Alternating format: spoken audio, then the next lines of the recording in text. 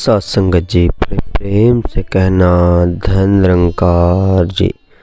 तो सत्संग जी, आशा है आप सद्गुरु माता जी की कृपा से स्वस्थ होंगे और अच्छे होंगे।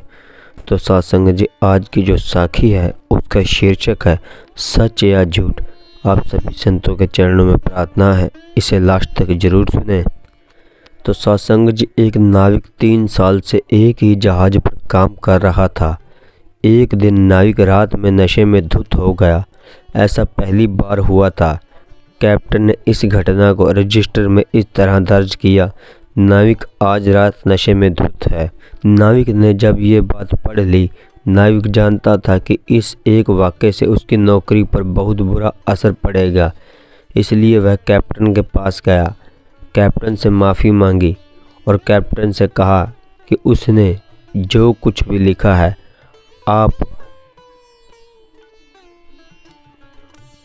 उसमें ये जोड़ दीजिए कि यह 3 साल में पहली बार हुआ है, क्योंकि यही पूरी सच्चाई है।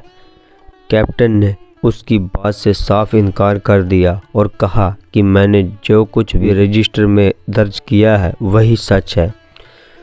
तो सत्संग जी, कुछ दिन बीते, बाद में नाविक की रजिस्टर भरने की बारी आई।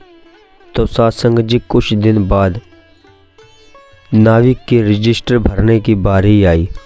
उसने रजिस्टर में लिखा, आज की रात कैप्टन ने शराब नहीं पी है।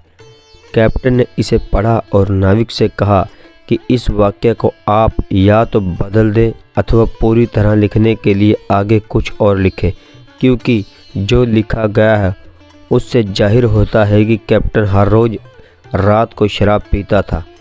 नाविक ने कैप्टन से कहा कि उसने जो कुछ भी लिखा है रजिस्टर में वही सच है। तो सत्संग जी, दोनों बातें सही हैं, लेकिन दोनों से जो संदेश मिलता है वह झूठ के समान है।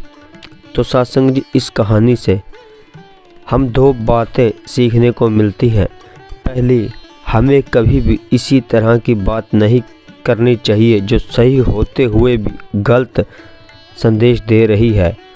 और दूसरी, किसी बात को सुनकर उस पर अपना विचार बनाने या प्रतिक्रिया देने से पहले एक बार सोच लेना चाहिए कि कहीं इस बात का कोई और पहलू तो नहीं है। संक्षेप में कहें तो अर्ध सत्य से बचना चाहिए।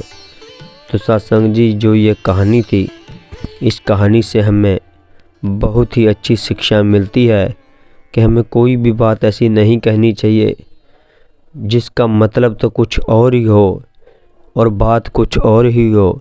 तो इसलिए अगर हम कोई भी बात कहें तो उसे ठीक ढंग से पेश करें, ताकि सुनने वाले को भी आनंद आए और बोलने वाले को भी आनंद आए। तो सत्संग जी, अब सभी संतों के चरणों में प्रार्थना है, दास को भी आशीर्वाद दे, दास भी आप सभी के चरणों में अंतिम समय तक जुड़ा रहे। सत्संग जी, धन निरंकार जी।